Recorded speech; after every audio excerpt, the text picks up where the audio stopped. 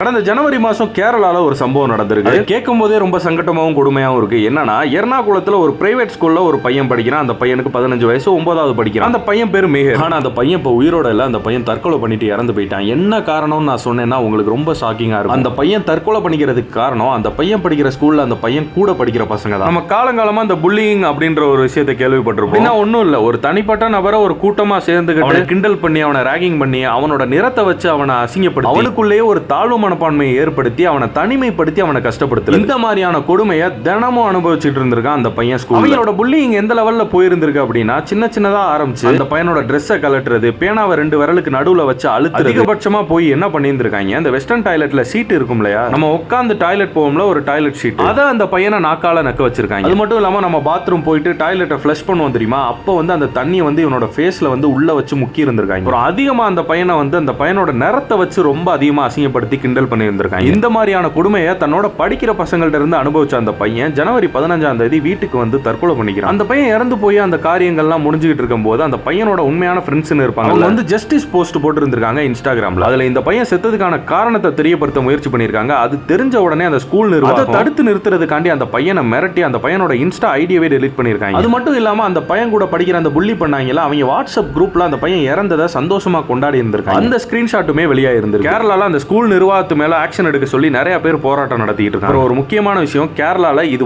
Case இல்ல, இதுக்கு முன்னாடி நிறைய நடந்திருக்கு. இதுல இன்னொரு முக்கியமான விஷயத்தை நான் இங்க சொல்லிக்க ஆசைப்படுறேன். ஸ்கூலுக்கு காலேஜுக்கு போற பசங்க அவங்களுக்கு நடக்கிற கசப்பான சந்தோஷமான விஷயங்கள் உங்ககிட்ட தயக்கப்படாம ஷேர் பண்ற அளவுக்கு ஒரு ஃப்ரெண்ட்லியான என்வாயன்மெண்ட்டை நீங்க வீட்டுல கொடுங்க. இல்லைன்னா இந்த மாதிரி ஒரு கசப்பான விஷயம் நடந்துச்சுன்னா அது அவங்களுக்குள்ளேயே வச்சு புதைச்சிக்கிட்டு இப்படி ஒரு தப்பான முடிவு எடுக்கிறதுக்கு நிறைய வாய்ப்பு இருக்கு.